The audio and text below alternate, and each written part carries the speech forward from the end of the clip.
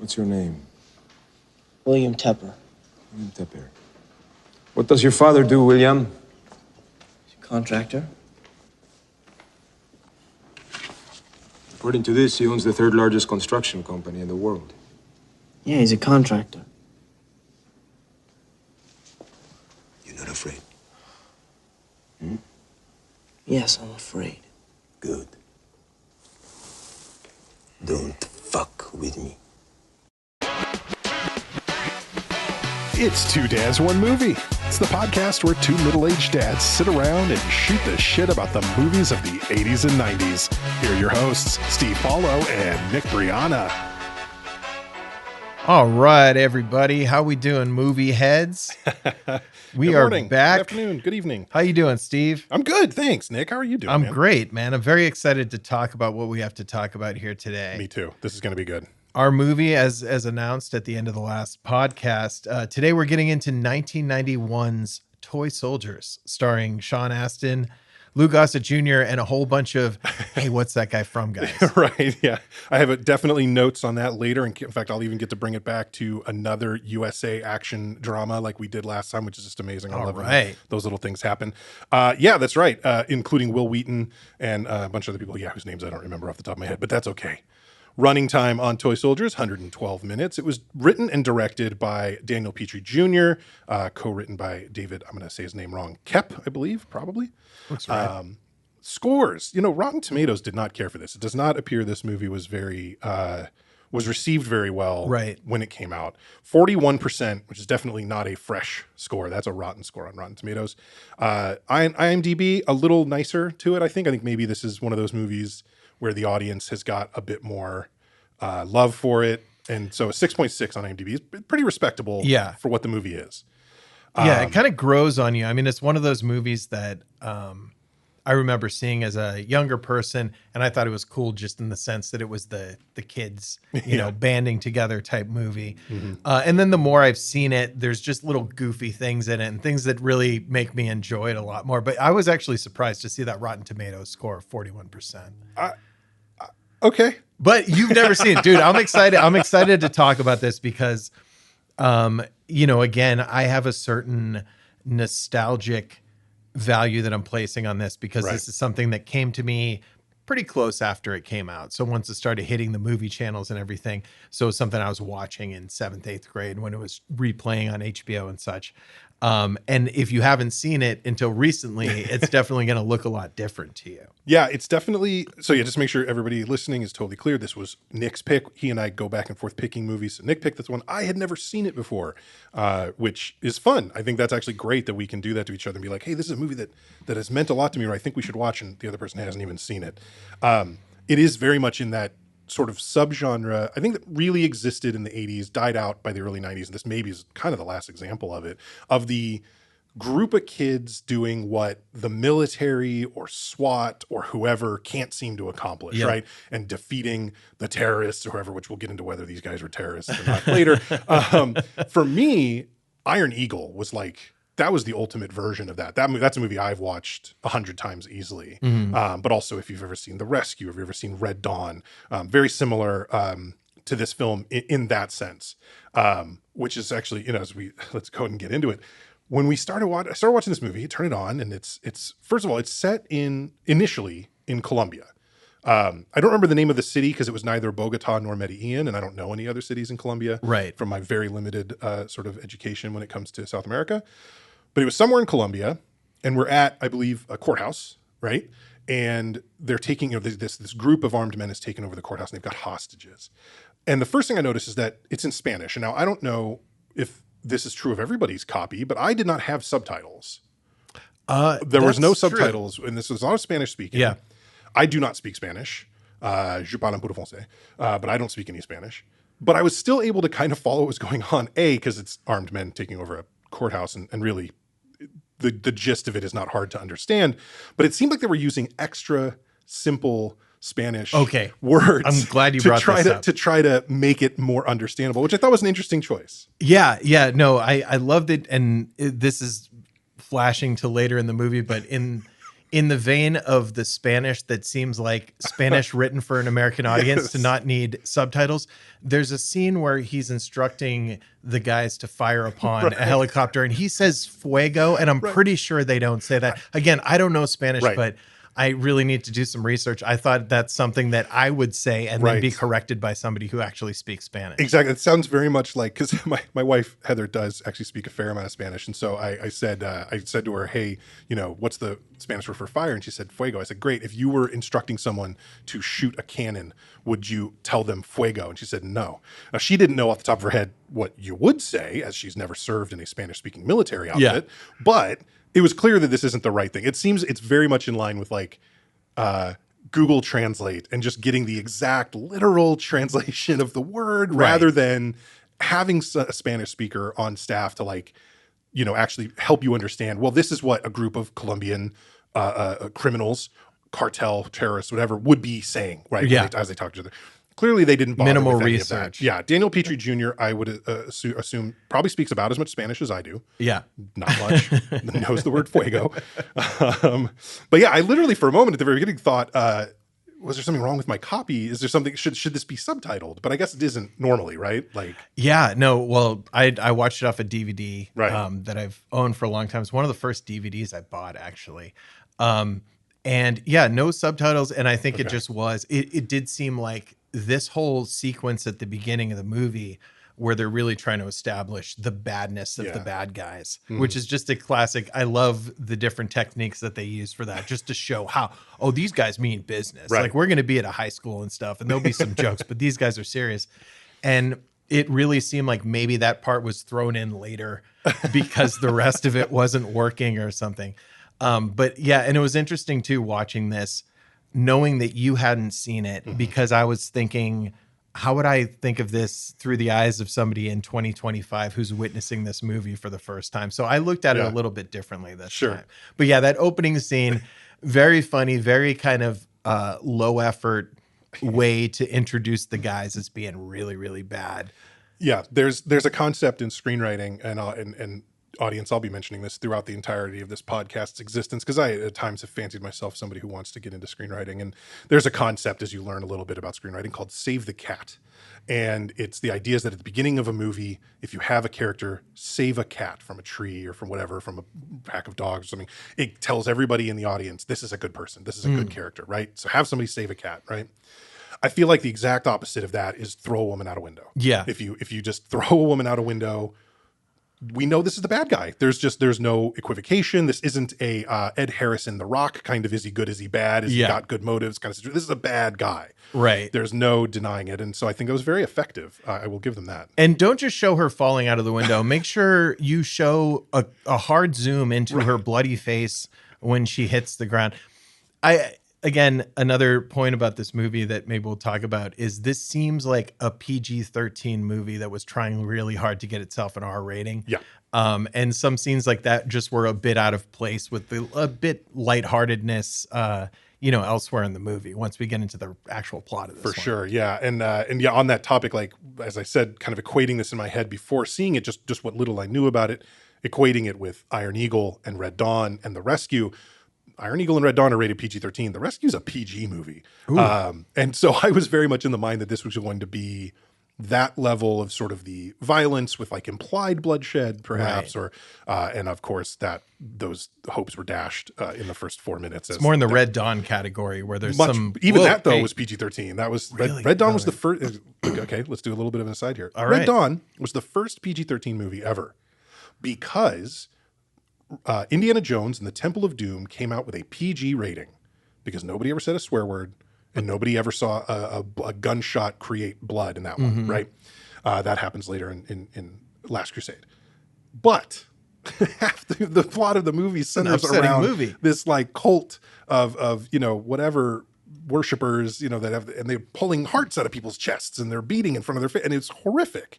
And the MPAA was like, we might need something in between PG and R to sort of indicate a heightened sense of either, dread or malice or something. And special effects that are getting better and better as this was, in the early 80s.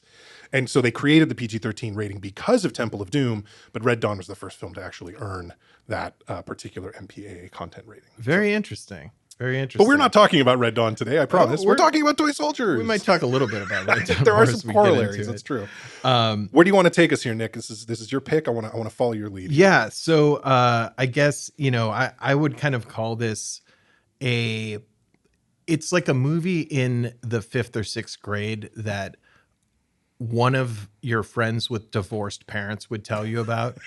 This is kind of it was my dad's weekend and he let me watch this movie kind of movie. Like it's kids because it has kids in it, but it's not a youth appropriate movie at all. Not remotely.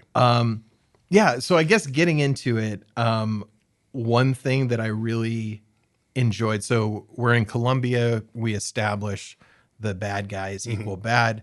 And then it goes right to this kind of whimsical scene of just some young rapscallions jogging around their boarding school. Right. I love the score of this movie. I really enjoyed the music in this movie. And I was so confident when it was done. I'm like, I'm going to look up that composer and he will have composed some of the best scores ever. You thought it might be Howard Shore or I was something like that? yeah, exactly. I was like, oh, Danny Elfman working under a pseudonym here. And I looked it up, Robert Folk. Okay. And his list of movies, it's like if you made a list of joke movies to show that somebody was not good in the cinema world. It was like all the Police Academy movies, Ace Ventura 2, Van Wilder 2, all these things. The Rise of Taj. My Yeah, goodness. I mean, he's really all over the place. Wow. But I will say, I like the basic theme that they pick for this movie and how they, alter it for the different emotions and stuff. But I really enjoy the score of this movie, and I think that it sets the tone very well. So we see the kids causing a little trouble, as kids do. Stealing an officer's nightstick and playing catch with it. And he's just like, hey, give it back, guys. I like that low level enforcement that they have at that school. So just moving the plot along, these terrorists here, the goal in Colombia when they were speaking all the unsubtitled Spanish and throwing people out windows, the goal was that the main terrorist in the movie, Luis Cali, is trying to get his father released from prison for whatever reason. Probably not an innocence project type situation. My guess is he probably did something, but their plan now that the judge in Colombia he was out of his powers to recall this guy from prison. They said, okay, well, the U.S. judge, we're going to get to his son and we're going to do something about that. But the feds are one step ahead of them. So he's been removed from the school. Right. Terrorists show up to the school and it's already a botched job from the beginning. Yeah, I can we pause for a second? Yeah. Can we call them terrorists? Like, I just let me throw it out there. I feel like this is a scenario where, so I studied political science in college, actually took a class specifically on the politics of terrorism. And in my understanding, in the history of calling things terrorism, we've always expected there to be a desired change in a policy, or you're trying to, obviously like inflict dread on a populace, but you're doing it for political reasons. You want to take over, or you want to, change the system of justice or government or whatever, right? Of the group that you're trying to affect. These guys seem like a cartel. I mean, I would assume Luis's daddy is a cartel head. Yeah. And so I don't know if they just didn't feel like the word cartel was like part of the lexicon in 1991. If this movie had been made in 2001, it feels very much like they would have just called them a cartel. Sure. Right. So I found it just like distracting to be calling them terrorists, because I think back to Die Hard, which of course came out several years before this movie. And there they did it right, where Alan Rickman's gang is pretending to be terrorists to distract from the fact that they're simply thieves. And they're doing it right. Oh, we need to release these political prisoners and you need to do this. And all their demands are sort of based around, again, actual terrorism and trying to enact a political change. And these guys just seem like, no, like give me my daddy. Or I'll kill your kids. And I don't see how that's like, obviously it terrorizes those families. Sure. Don't get me wrong, but like actual terrorism, it seems like it's an inappropriate use of the term. They were, that's very interesting you say that. They were really hammering on the terrorist concept, and a big theme overarching theme of this movie that they wanted the audience to walk away with is to know that the United States does not negotiate with terrorists. And I wonder now if it was one of those conditions that we'll let you borrow all these helicopters so the siege scene looks cool, but you have to say terrorist 19 times in the movie. Yeah. You have to, so yeah, that's an interesting point. They weren't really going for an overarching goal. It was just a very specific thing. Yeah, it seemed odd, I think, but again, that's something where I'm sure if I were to go back in time to the early 90s, that wouldn't have seemed odd at all, right? To call these people terrorists would have seemed the correct thing to do. Right. So you mentioned the kid, right? Yeah. So they're looking for this judge's kid, and he's already been removed from school. And what's that judge's kid's name? His last name is Donahue. Right. They call him Phil, but I think do. that's the nickname that they're calling him, Phil Donahue, because in the credits, he's just listed as quotation mark Phil Donahue with no first name. So it's not like, oh, it's Charles, but they call him Phil. They're really leaving that very I thought they were just naming him Phil Donahue. Like the character was just legit named Phil Donahue. And That would be really why would funny. you do that? It's like originally he was supposed to be played by the actual Phil Donahue, right. but he backed out at the last second. He aged out a bit. So yeah, that's okay. So I kind of have a note, just like their friend's name is Phil Donahue, whatever. Yeah. But I guess maybe it's sort of like in the movie Dazed and Confused when Randall Floyd's nickname is Pink because his friends call him Pink Floyd. yeah. Maybe it's that kind of a situation. Exactly. But yeah, okay. Well, that makes a little more sense than him actually being Phil Donahue. No, that's that. You know, you never know. Things were crazy then. So Phil Donahue gets removed from school. Right. The cartel shows up. Callie's yet to be classified gang of bad guys Right. shows up. We're not calling them terrorists from here on. Before they show up, when Phil leaves school, Billy Tepper, who's Sean Astin, the protagonist of the film, and his buddies, who are all close friends with Phil Donahue, Right. they need to go celebrate a little bit. Right. Our buddy just got pulled out of school.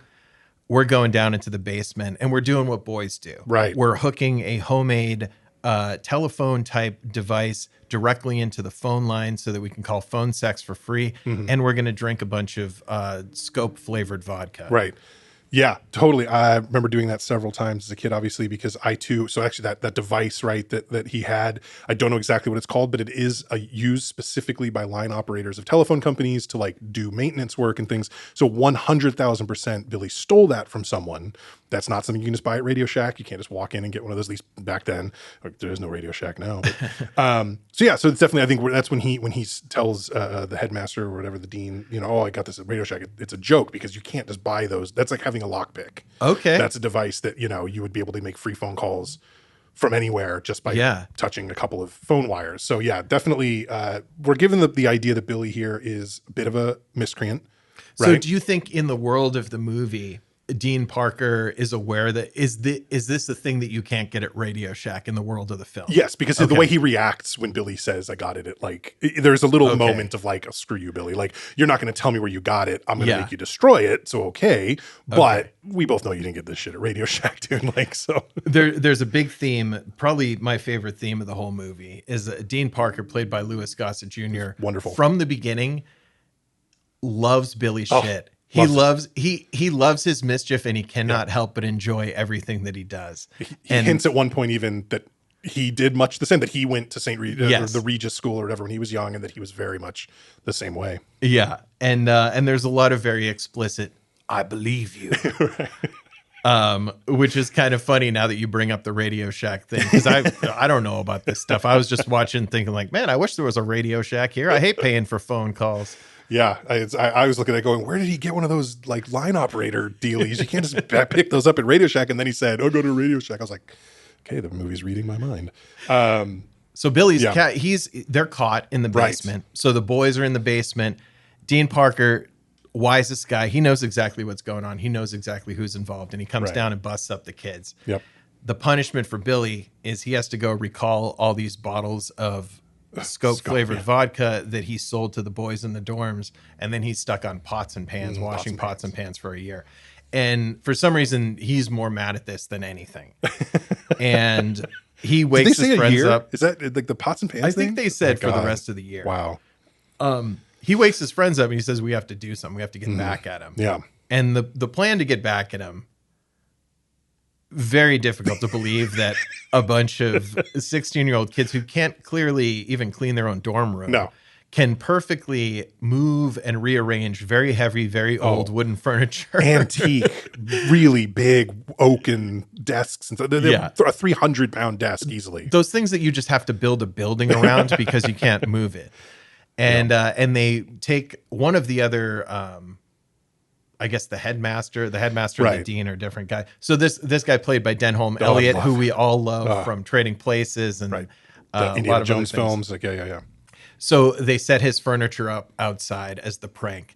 And when the teachers are talking to each other, you can tell that they're trying not to laugh. They mention they're trying not to laugh. They love it. Billy, showing his defiance when he's called out for it, does probably the most offensive thing you can ever do. Throw a banana peel away in a trash can that's set up outside. How dare you, Billy? And Lou Gossett, just his delivery of this line is so funny, and it gets dropped around my house all the time because we like this movie. His pick up that banana.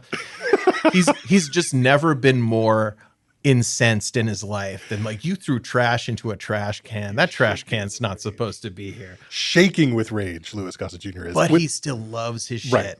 And that's a funny part. I realized a little as the movie is going on, and you know, I'm not going to jump ahead plot wise so much, but I just want to mention, as I said earlier, this sort of subgenre of films like Iron Eagle was my jam. That was the one that I watched, you know, so often. And Louis Gossett Jr. is in that as well. He is the he plays Colonel Chappie Sinclair. He's this Air Force supposedly retired, you know, colonel pilot, and he helps the kids with what they need to figure out to go rescue the one kid's dad. And really, it's the same thing. It's a bunch of, you know, it's a bunch of kind of fuck ups, like whatever. These kids that like, you know, are miscreants and doing whatever they want. And then this guy who's ostensibly an authority figure in a respectable sort of position, who just loves the crap they're getting into and is just all in on it. And he really, you know, basically the dean in this movie is if Chappie Sinclair had just never actually been in the Air Force. Yeah. If he'd just not actually gone in the Air Force, maybe hadn't gone career and rise to the rank of colonel, if he would have just,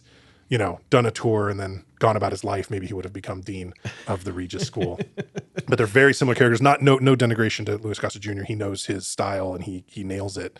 He does. He's got a type. It really is. It really is. He's easily one of the best parts of this movie. Yeah, for sure. And so Billy's in trouble now. He's in big trouble. Kids are in trouble. Phil Donahue is out of here. And Louis Cali and his gang are on their way to the school. Right. They arrive at the school. And this is something where I feel like, I don't know if it was edited out of order or something odd. So ostensibly they're going to the school to kidnap Phil Donahue to put pressure on his father so that Louis's father will be released. Yep. In my mind, that's something you just go and you do and you leave. But before they even start looking for this guy, they're setting up machine guns on the towers. They're setting up a perimeter and all this stuff that just seems extremely unnecessary if they didn't already know it was going to go badly. Yeah, it seems like what you'd think, or what they even kind of tell us, right, is a kidnapping really was always intended to be, like a hostage-taking sort of anti-siege situation. And it just, I think, goes to show that group is just not a particularly talented, like this is not the A team. I understand that it's the boss's son. This is like the Nepo team. This is like the real cartel hit squads and wet work squads are out there doing cartel business throughout the world. These guys are like, we're gonna get daddy back, and they're just inept. They're just completely inept. Definitely, it's the Chet Hanks squad. Yes, exactly. Going out there. Yeah, and they rig the whole school to explode. All these things that are completely unnecessary until you find out that the kidnapping is botched. Exactly. But all that aside, they get there and they realize Phil Donahue is gone. Right. What are we going to do? We have a problem.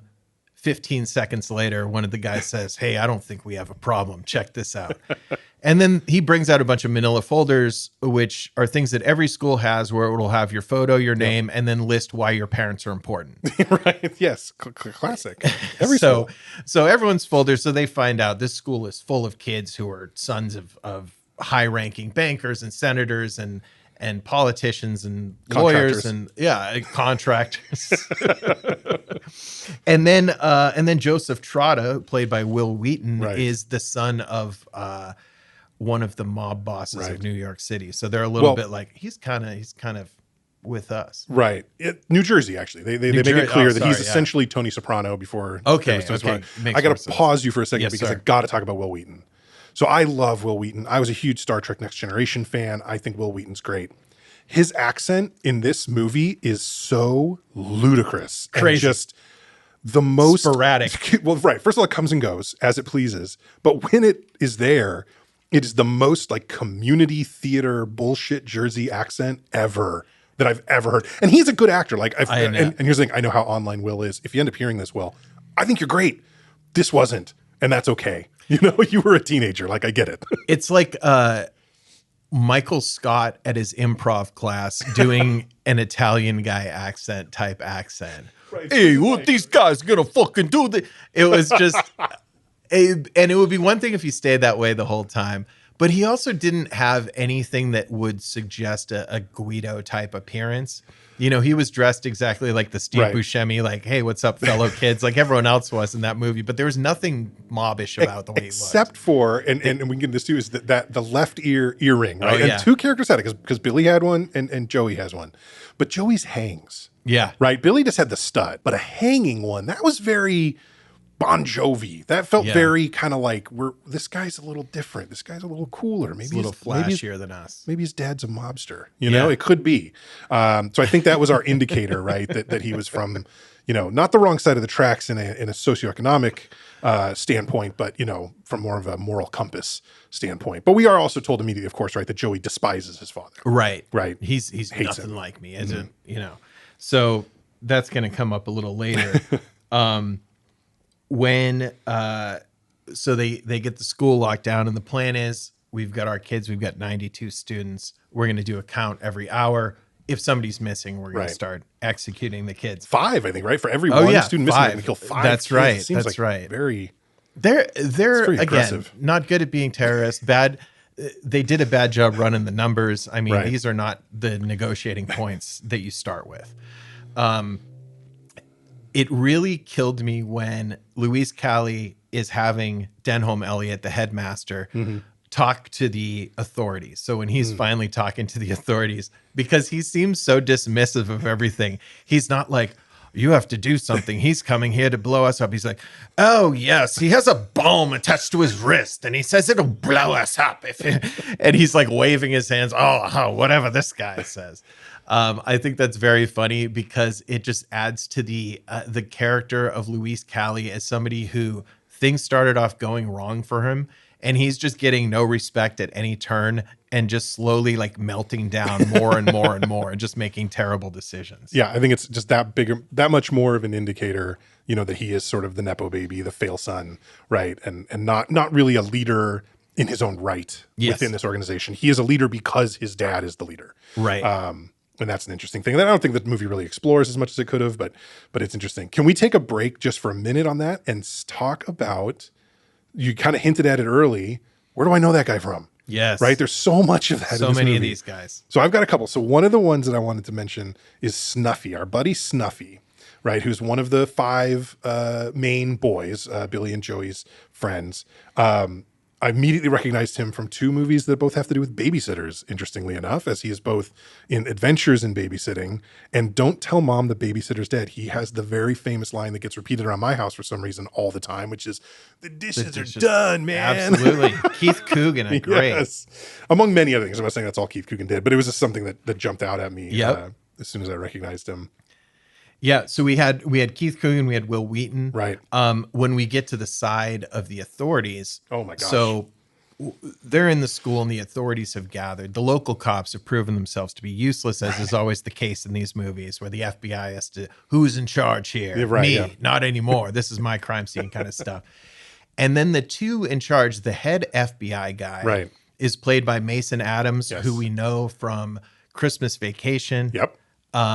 We know him from a million things. I think son-in-law is the thing that comes to my big time. My wife was saying that there's a Pauly Shore triangle in this movie because Mason Adams was with Pauly Shore in Son-in-Law, and then Sean Astin was with Pauly Shore in Encino Man. Nice. So we're wondering if the Wheeze might have been an executive producer behind the scenes on this one. So Mason Adams, he's the FBI guy, and he's the take no guff old guy character. And just in case there wasn't enough of that guy, we have the the main military contact, who's played by Arlie Ermy, the classic drill instructor from Full Metal Jacket right. and everything else. And it's very funny that we have two heads of these very high-ranking agencies and then just some principal who's allowed to stand there and look at the maps with them. Right. So they're going through their top secret plans and everything. And they don't mind that Lou Gossett is sitting there saying, there used to be a basement under here. Like Right. they just let him right in. And that's, very characteristic of our military and law enforcement is they're just like, hey, you know what? If you can help, come on in. Right. Come on, sit in on the meetings. It's all open, sunshine laws, right? Everything's great. Come on in. He gets to basically play the Sean Connery in The Rock type role without ever actually having served, it's that kind of thing. It feels like in a lot of ways. I have a couple others I want to mention. So Louis Gossett in particular. Actually, wait, I'll save him to the last. His second in command. I can't remember the name of this bad guy, but he's basically the only white guy, the only American. He doesn't have an accent. He doesn't speak Spanish. He wears glasses. He was in Beverly Hills Cop, right, as one of the henchmen, basically. And he was in Total Recall. Yeah. And that was the thing I think I really grabbed from him. And it was just so funny to see that and think oh man, this guy's playing the same guy. He's got a villain's look to him, clearly, because in that, mid 80s to early 90s era, he was just constantly playing bad guys. But never the big bad guy, No. I guess. Always sort of the henchman or the right-hand man or He's something like he's like a white Al Leong. Okay. Al Leong, that great henchman, that Asian guy with kind of balding long hair with a facial hair, and he's probably been killed by Arnie Stallone and Mel Gibson and every movie, every action star. Yeah, the thing about this character too is I think in Total Recall, it's almost as if he just walked off the set of Toy Soldiers and into Total Recall with the same look. They didn't the glasses, alter everything, no wig or anything. They're just that's your look, buddy. Let's go for it, man. And the last one I'm going to bring up is Louis Gossett himself in both Air Force One, featuring Harrison Ford, great movie, and on one of my favorite things in the world, the USA action drama Burn Notice, featuring, among other people, Bruce Campbell. He plays Russians. So he himself, I don't know if the actor, what nationality, ethnicity, background the actor has, but he doesn't come off as a Latino in this movie at all. When he plays Russian bad guys, it's much more believable. His name is, it's Andrew Divoff, Divoff, I believe, is what his name is, Eastern which European, sounds definitely more Russian. So interesting choice to cast him here, as if there was, as was Edward James Olmos not available. I mean, there's got to be people, actual Latino actors who could have played this role and done a much more convincing job of speaking Spanish and probably would have known on set, hey guys, we don't say fuego. Yeah. That's not what we would say. You just need one person there to call that out and say, hey, that's not going to work. Any native Spanish speaker in the room would have told them something different. But anyway, I just thought it was funny that it's this guy, he's much more convincing as a Russian baddie than a Latino baddie. Yeah, so. Absolutely. Non-Latino main guy there, Andrew Divoff. Great actor, I think, in some things. He's he serves his purpose as the bad guy. The command center, they're getting together and they're talking about what's going on. And Lou Gossett's Dean Parker is breaking it down to them. He's like, this school is full of boys that have been kicked out of other schools and they have attitude problems and aversion to authority and stuff. Right. One of the best lines is there's one boy in particular. And he kind of looks off into space just to show you that there's something special about Billy Tepper, about Sean Astin's character, that he might do something. I'm thinking that he's probably not going to just pee his pants like everyone else would in that situation. He's going to step up. Yeah, and I think we see that early. Not only is he the ringleader, right, for a lot of the shenanigans and this kind of the bad stuff that the kids get into, but he is a very loyal friend, right? As when Louis Gossett and his bad guy buddies decide we're gonna shift gears and we're going to look at who else we have here to, hold hostage and whatever. They start going around and asking everybody, and they get to the friend of, what was his name? The friend of Ricardo. They get to Ricardo. I just call him AC Slater. He does look a lot like AC Slater. They get to Ricardo and they ask him, do you speak Spanish? And he says, no, not really, or something like that. But then, of course, he hears Spanish and responds. And so they smack him in the side of his knee so hard that he drops to the ground. I mean, I think there's a crunch noise, obviously, sound effect, but a crunch noise, he drops to the floor and Billy jumps out, hey, don't do that, whatever. And it's a great exchange and it sort of gives us a little insight into Billy's character. But Ricardo doesn't have a bruise. He doesn't have his knee hurt. He doesn't limp. No. And we would have seen a bruise, by the way, because at some point, if you want to, we can talk about how often there are teenage boys in their underwear in this movie, just hanging out with each other. But no bruises, no hurt. Like, how do you take a devastating blow to the side of the knee and not have any ramifications? I don't actually expect an answer. I just thought. I think Billy sticking up for him made him heal faster. That's possible. Billy is magic, clearly. Yeah, there's a lot of boxer briefs, pajama pants, not very popular in that era. No. A lot of tighty whities and hanging out, and wasn't weird back then, I guess, because whatever. But watching it is a little bit like, hey man, they just moved you from 2-person rooms to now 6 in a room, and wouldn't that be more clothes time? Right. It does seem like that would be, and I don't know, maybe that's just, the difference in the era. This is the time of period where the fashions for men, young men, included, crop top football jerseys that said Hawaii on them. You know what I mean? That were cut at the absolutely upper navel, above the navel.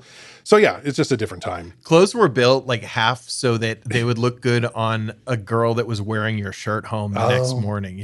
That's smart. They're like walk of shame friendly. There's clothing. that.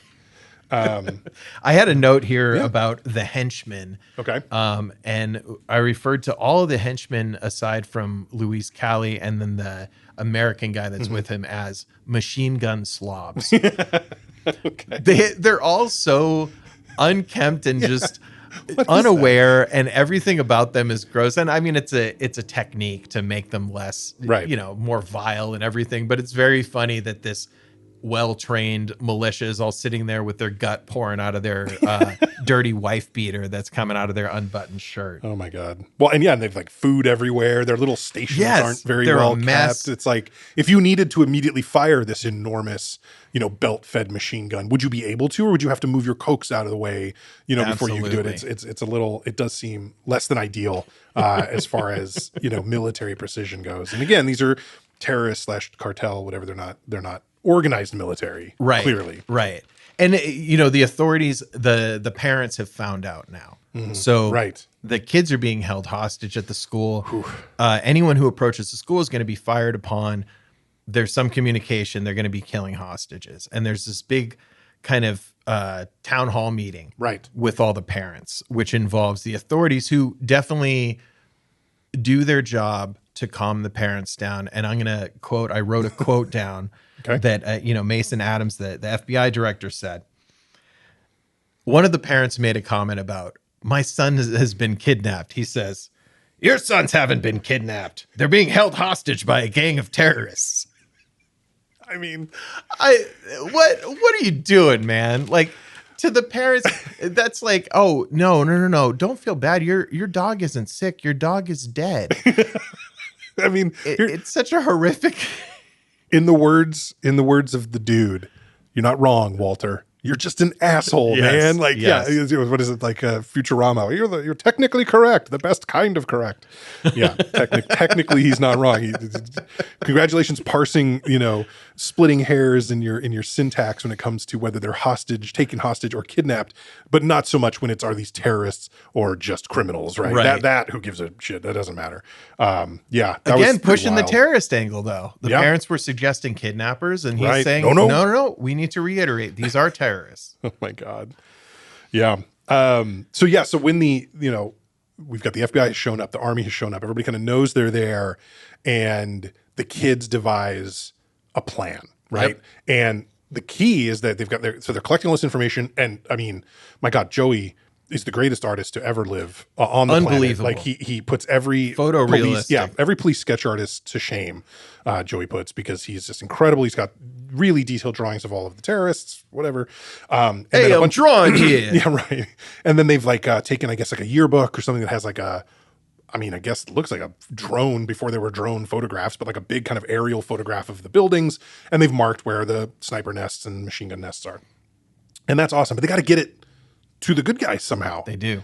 And so sorry, I have to back up for a second. I just realized, when we first see the attempt at a plan or whatever, the FBI has a map of the grounds that I swear to God looks like Jay and Silent Bob's map of the mall and the stage and Mallrats. It looks like it's made out of crayon, like there's stick figures on it. Like I don't get like how it could be that amateurish. But aside, I wanted to say, so just like if I haven't hinted at it yet, this was not my favorite movie that I've ever seen.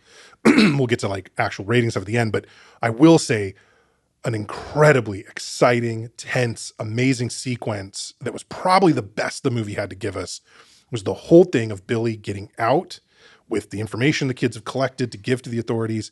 And then, of course, he's now been caught by the military guys, and they're not just going to let him go back. Yeah. He has to get back in time so that he can be counted and they don't kill anybody else. Yep. And the whole sequence from him stealing a Humvee and the Humvee chase, and then he gets soaking wet, and you wonder what's he going to do. And he's like, and they're cutting back and forth between the kids in the the playground, whatever, the courtyard, and then to him, and then the kids are now in the mess hall, and now back to Billy, and now the kids are being counted, and now back, and awesome. Yeah. Awesome sequence. Yeah. Everything from the moment he jumps in that Humvee for the next like 5 minutes, I was literally like, I don't know that I took more than 2 breaths that whole time. Yeah. It was impressive. It was really the movie at its best. If they could somehow have bottled that sort of tension and that intensity and somehow applied it to anything else that happens in the movie, because there really isn't enough tension for most of the movie. I was think, incredible.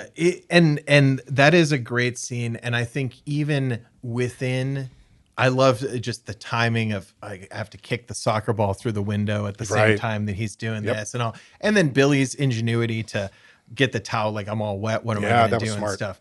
But even within this scene of true intensity and real suspense moving the action along, there was some of the classic ridiculousness that I love this movie for, which is when the American terrorist is going through and making sure that all the kids are counted. And I keep coming up with 91 and I keep coming up with 91. One of the counts he's going through, 85, 86. Get back in line. I already counted you. Right. And the person who decided to step in line, which is a good strategy. And I definitely think that that's what you do. But I would not have nominated Billy's friend, Henry Guys III, who happens to be, I think, the only African-American student at the school. We saw one other near the end, but yes, one of 2 in the school of 90 children or something, or not, whatever's 91, 92. I love the optimism, and I love them giving these terrorists credit and being like, you know what, he's not racist. I think he just sees me as another kid. But it did seem like strategically a very bad move for him to be the guy. Or all the other white kids are assholes because nobody else thought to do it. I mean, I think that's really what we're just meant to believe, is that he thought of it himself and thought, I'm going to try this and just do it. I don't think there was a plan ahead of time because this was not a contingency I think they assumed they would need to deal with right into that level. They thought Billy would be back. They had everything else planned out to a T. I mean, if Billy had been able to hand that dossier that they created to those streamer covered whatever, so ridiculous looking, and then run back, that all would have worked. It would have worked perfectly fine. So their plan was not terrible. Let's talk for a second about a plan that was terrible, which is when Joey, whose dad, played by Detective Briscoe from Law and Order, they're going to try to work with, the cartel is going to work with him to get Joey out because they don't want to piss off Joey's dad because he's a mob boss. It's a big deal, right? They're a big customer, a lot of control basically. In the prisons and stuff. And a big customer, I think, for their drug smuggling operations and things like that. Joey doesn't want to leave. So what does Joey do? Joey comes up with the idea to elbow the terrorist walking him down the hallway in the face and take his machine gun. Okay. Clearly, he's never fired any kind of weapon, but certainly not any kind of automatic weapon in his life. And so when that happened, I was thinking to myself, oh my God, are they really going to make Joey this like Superman hero who's going to go out into the courtyard and just like literally like headshot, just Nope. He gets murked immediately. Just oh my God, he's trying to shoot. He is shooting at a target 30 feet away from him, give or take. But the recoil on that gun is so strong and so hard. And I have never fired an automatic weapon, so I'm assuming this is accurate. He can't keep it straight. He can't aim at his target because the recoil's so hard, and it's just raising the muzzle of the gun up. And so then he is destroyed and blown away in self-defense, I guess, technically. Yeah. I mean, honestly, at that point, you really can't blame the machine gun slobs for firing upon Joey when they see him bust out there. So Joey comes out blasting. He gets killed. Yes. And then there's a scene of the boys, the friends who just had to witness this really like in terror. And they finally run over to his body, Right. and they're all surrounding him for like 10 seconds until one of the machine gun slobs comes over and finally kicks away the machine Right, gun the that's gun's just just in there. laying next to him. This loaded machine gun my that's God. next to the dead body. Bad move by Joey. And I feel like if he was really rejected his father and everything that his father stood for, I don't know. I mean, I guess you don't want to get rescued because of who your dad is, Right. but also machine gun stuff. That's your dad's kind of shit there. Stealing a machine gun, that's some I think Albert Trotta shit. Right. I think he just had, he had Rambo syndrome, right? I think he did. We know what it was like to be kids that age. I've never liked guns. I still played army men running around in friends' backyards in the 80s and 90s, pretending to be the hero. I think that's what he was doing. And then the problem is, as anybody who thinks that that's what reality is like finds out real quick, it's not. Real consequences. And real consequences indeed. So we lost a great artist. that's right. The best pencil sketch artist in the Regis School history, I believe. I don't think anybody would measure up to Joey Trotta. By the way, for some reason I kept thinking his last name was Trotter because that's what it sounded like. But then I looked it up and it's like, oh, it's Trotta. Okay, sure, I guess. Yeah, you have to be clear especially when someone's speaking with an accent like that, because he would say Trotter the same way. He would say it the same way, Yeah. exactly, yeah. Okay, so now Joey's dead. Yep. Louis Callie is losing his He's shit. not Everything's happy. going terribly for him. And there's a very somber scene where Dean Parker is walking up to the school with his sleeves rolled up, showing that he's no threat with the EMTs and everything. Right. And he says, Louis Callie has to remind him that, tell them I never wanted to kill this boy. And Lou Gossett, it wouldn't have happened if you weren't here in the first place. It wouldn't have happened if the U.S. government, I don't even know what he said, but he was just really like, it's exactly how somebody reacts when they have nothing to say. And he was just absolutely flipping out. And I think he could tell things are about over for him. Yeah, he's scared shitless. I think he says it twice. Tell him we did not intend to kill this boy. It was an accident. Tell him it was an accident. It's like, Detective Briscoe's not going to care, man. No, He's not going to care that Absolutely it's an accident. not. He said he Absolutely loves not. his son, even though his son hates him. He loves his son. We heard that earlier. So he's not going to care. So what's the consequence here is that when Louis Callie's father is being transferred in the prison, we got some connections on the inside. Joey Trotta's father and the mafia family have some connections on the inside. Louis Callie's father is classic throat cut thrown over the second balcony of the jail. Looks like they set a riot in motion so that it would be in the confusion. Nobody would know who or how he died or whatever, who killed him.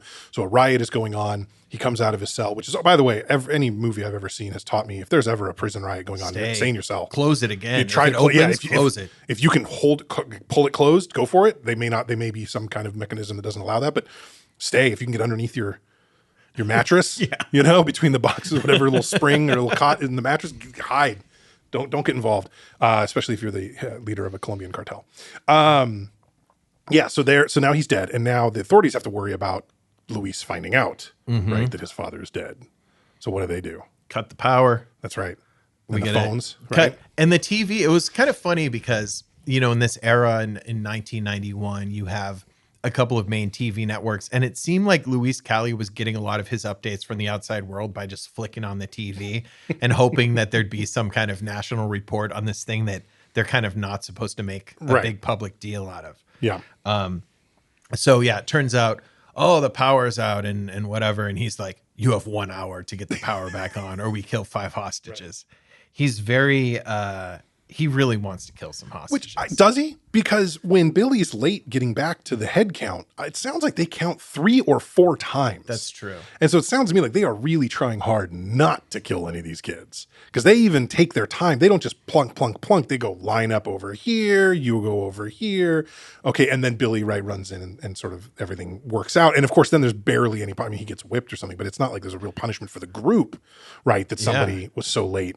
So there's a lot of empty threats being, now they have killed people. I'm not saying they're not killers, but there feels like there were a lot of opportunities for Luis and his gang to kill more people. Yeah. And they would have been, in their worldview, justified in doing so, right? Because, a threat was made. But they made don't. the terms. Yeah, that's a good point.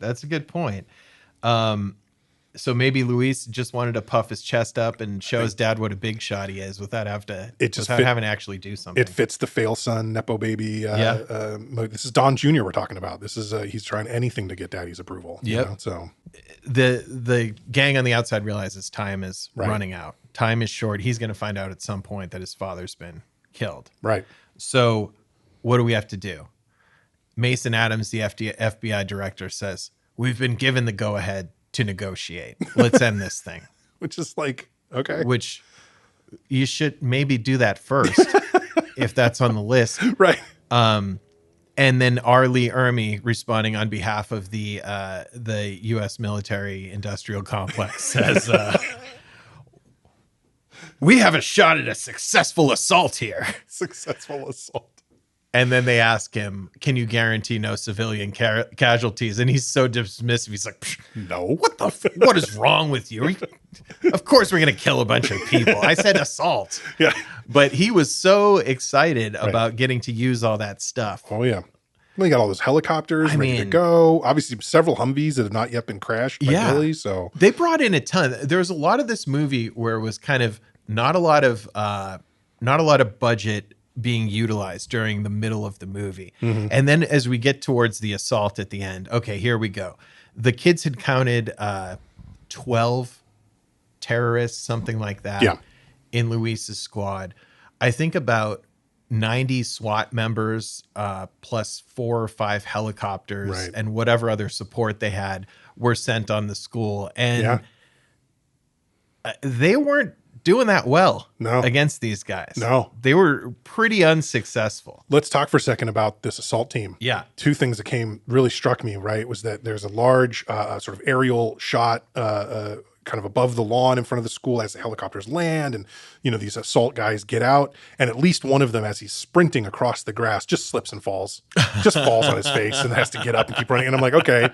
And then it's like a couple of them just immediately get, you know, like blown up, like a grenade rolls, a machine gun slob rolls a grenade off the roof and it blows up near a couple guys, kills 2 of them, injures the other one, whatever. To me, these guys look like the SWAT team assaulting the Griswold's house at the end of Christmas Vacation. Like, this was not a well-oiled machine.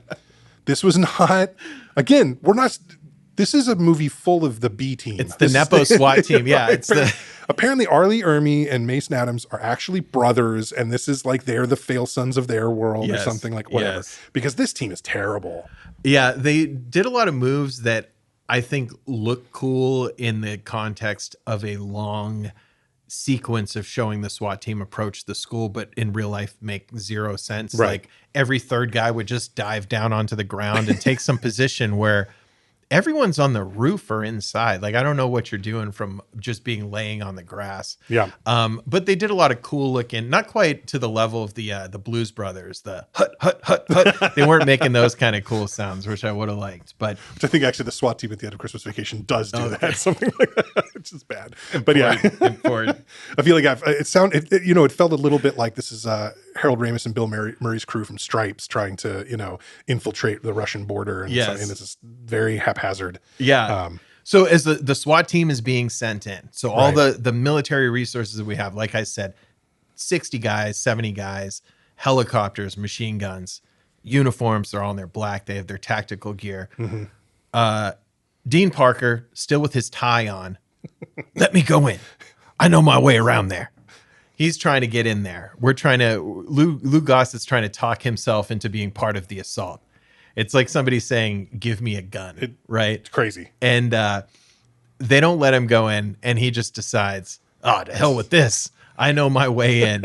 And when he pops into that drainage pipe to show that, Louis G's heading to the school right now, that's when it gets really exciting at the end, because you know they're going to need his help. You can't do it without a principal. Yeah. So, we should mention, right, the feasibility of the assault almost entirely hinges on the kids being able to replace some transmitters in the bomb detonation machinery, whatever, I don't know, the detonator, I guess it's called, and like a model airplane sort of drone kind of thing that one of the younger kids had, Yogurt, his name, and so we got to get and so I don't know enough about RF technology, to be totally honest with you. But I feel like somebody should have read this part of the script and gone, guys, you got to come up with something else. You got to come up with something a little more realistic. Do you think that early in the movie, you were talking about the sophisticated kind of phone tapping type equipment that he had? Was that set up to establish the fact that Billy might have a little bit more technical knowledge than the average high school student would? Maybe, but if that's what was their intention, they sort of threw that into the shitter at the end of the movie when he needed Yogurt to come with him to hang from the top and go, no, the red one. There is no red one. Well, the blue one then. Like, okay, like... So yeah, it's why that kid has, unless I guess if they looked at his dossier, it's like, oh, your dad's Steve Jobs, but like, I don't know why he was so smart. But yeah, it was just a weird thing. And look, it all worked out. Don't get me wrong. They rewired the thing and it did what they wanted. That them, saved everybody. But I just don't quite understand like how that could have worked. Yeah, it really it hinged on a lot, but it led to an extremely satisfying final look of melting down from Callie. Yep. So the siege is happening and he's managed I got to go back to. So Billy and Yogurt go up into the vents. Right. And their goal is to get to the dean's office where the receiver for the bomb and the remote control plane are. They're going to switch the chips out. While they're in there, they instruct one of their other friends, leave the sink running. If the sink's running, we know that it's okay for us to come back in. He's in there with the sink running for a while. Mm-hmm. One of the machine gun slobs walks into the bathroom. All of a sudden, he can't really stand there with the sink running. Right. He turns it off and gets out of there. Yeah. So now the machine gun slob is in there washing his fist. This killed me because when it shows him washing, all he's doing is just holding a closed fist, washing it. And I know that was the director being like, we need to make this guy look tougher. What if instead of washing his hands, he's washing his fist? Yeah. Because washing your hands, that's like a wuss move. I know. Right? What are you going to do? What are you going to manly. slap things or type something? Ugh. I mean, wash your fist, man. What are you, preparing food for the masses? So they were able to subdue the fist washer. Even though he caught them coming out of the vent, they were able to subdue them. And then Billy got caught by Callie. Yep. He was behind the door. He thought he was slick, and Luis got him. Yep. So now he's being held hostage by Callie as they're backing into the dean's office, and he's got no choices left, right? Right. So Callie is trying to blow them up. He realizes that there's an assault going, and he pushes the button on his little garage door opener. Zzz, yep. Little plane takes off, and this look of he turns Billy towards him and just gives him a scream to his face that absolutely killed me, because it was almost like him sharing this human moment with someone he was trying to kill, just in a desperate way to reach out and say, can you believe the shit that's happening to me today? I love the way he reacts to that. It's so great. Yeah. But that's it, basically. Louis Gossett Jr. comes flying through the window. Yep. And they kill Luis. And, I mean, yeah. Great practical effect. Great fake head Yeah. to have the bullet go through. Yeah. I thought that looked nice. He had like a full third of a skull added on with prosthetics to make that work. So they saved the day. I do love just the little actions of the bomb squad guys. When the main bomb squad, first of all, they have not evacuated the area at all. Yeah. Dean Parker has been shot, and he's just wrapped in gauze on the outside of his shirt in various places. He's been treated, but then they're still sitting outside of where the bomb is. Everyone's lingering around, and then the bomb squad guy comes out holding the bomb like it's a birthday cake. And he's just looking down, shaking his head like, oh, man, what is this world coming to these days? I think you'd leave that there until you got everybody out of the area. Probably. But again, it's not a documentary. No, it's not. And I'm not on a bomb squad. So maybe that's protocol. Doesn't feel like it should be. Speaking of Dean Parker's injury there at the end of the gunshot wound, when he was first shot and where the squib first, burst out of his shirt to show us he's been shot and everything, I thought he'd been shot right in the heart. I mean, it really was sort of like that left upper chest area. I guess they were indicating it was more of like a shoulder thing, that he didn't really have because they did not take that seriously, it seemed like. No. There was a little bit of a gauze wrapping, and he was just walking around and using the arm. Using the arm. Right, which is... You know what I would have liked, and you see this in movies like that a lot, when they need to show the main guy clearly got shot, but it didn't hurt him, is just say it went all the way through. Right. We just want a nice it went all the way through. And that'll tell the crowd, hey, don't worry about this guy's going to be just fine. Yep. If you get shot and the bullet goes all the way through to you, nothing really happens. Right. As long as it misses all major organs. Cool. Anything else about Toy Soldiers that you wanted to talk about, Nic? I think we covered a lot of it. Yeah. I want to hear your final review of this movie. To me, it's serious in an unserious way. So if you're watching it as something to just enjoy however you want to enjoy it, I get a lot of laughs from this movie, from the way that things happen. And I tend to like laughing at movies that are not comedies. Right. There's just a lot of value in that. So it's one of those things it's probably a top 10 movie for me, honestly. Great. And it's just in something that I'm having a shitty week and I want to watch something that I just enjoy and is kind of goofy. And my wife loves it too, which is a funny thing to bond with an adult over, because she didn't grow up liking the same stuff I did, but she really gets a kick out of it. So that's great. What do we think of? Yeah. So, I mean, I gotta be honest with you. I think, and bringing up your lovely wife and her enjoyment of the film, not necessarily having seen it at a young age, maybe I'm wrong, but it really did feel to me like this is one of those movies that holds up for you in a directly correlated way to your nostalgia for it. Totally. And there's lots of movies like that. I adore the John Candy film Summer Rental, but almost nobody I know gives a crap about that movie. And I've showed it to people and they're like, yeah, this is a mediocre at best, 80s comedy or whatever. But I love that movie. Yeah. So I get that for sure. If I'm looking at this movie though, like just straight up, top to bottom, like what did I think of it, whatever, to me it's a 2 out of 5. It's certainly not one of the worst movies I've ever seen. But a nice, like solid 2.0, which is pretty much underneath the level where I'm going, you should go out and see this. Yeah. I feel like if you did not see this movie when you were, under 18 for the first time, you're probably not missing enough that you should go remedy that fact. But that's not to say it's like a bad movie or I didn't enjoy my time. But certainly not something that I probably won't be going back to watch it again. Do you think if you're seeking that experience of seeing a kids take on the adult roles and save the day type situation, you get that better elsewhere? Would you say if you're going for this, then watch Red Dawn or watch Iron Eagle or watch... I feel like overall the best of those movies is Red Dawn. And the most... I haven't seen Red Dawn in a long time now, so maybe we're going to do that at some point and rewatch that one and see. But Iron Eagle, I feel like, is probably very similar to this one, where I have the nostalgia for it, so I love it. But it's probably on its face, no better or worse than this movie. They're all very reasonably enjoyable popcorn flicks with a lot of flaws, some really unnecessary parts that just kind of move neither the character nor the plot forward, but are just there. Yeah, and that's normal, I think, especially for movies of this era. This movie was not a huge success at the box office. It cost about $10 million to make and made about $15 million. So that's not a bomb per se, but it's sort of clearly not a success. Wasn't a big hit. And to me, that sounds about right.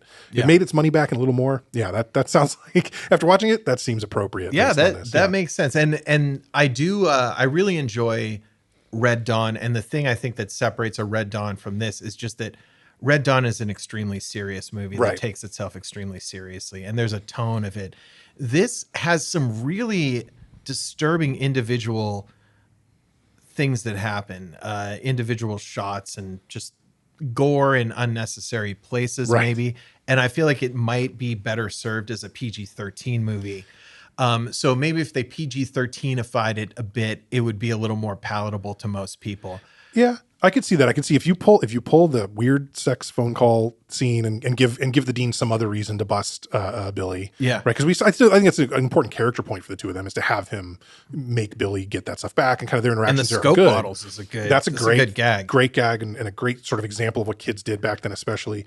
But if you kind of could take the sex out of that scene, put some clothes on the kids when they're hanging out together, give them some pajamas, and then a handful fewer gore moments, and it's an easy PG-13. Yeah. And yeah, I do think it would be a little more palatable in that it's not trying to be an R-rated movie. Yeah. And I feel like there's a piece of me that is very kind of like disappointed in the filmmakers of like, you had a pretty good Red Dawn, Iron Eagle, PG-13 kind of movie here, but you decided you needed it to be R. Yeah. And it's so clear that the pieces that make it an R-rated movie were just not particularly useful to the characters or to the plot. Yeah, I agree. I agree with that about the rating. And I think if you took out the first 10 minutes of the movie, it might be a helps on its solid own. PG-13. And I told you that my wife and I watched it last night. We've seen it a bunch of times, and we watched it with our 13-year-old daughter Right. who's watching it for the first time.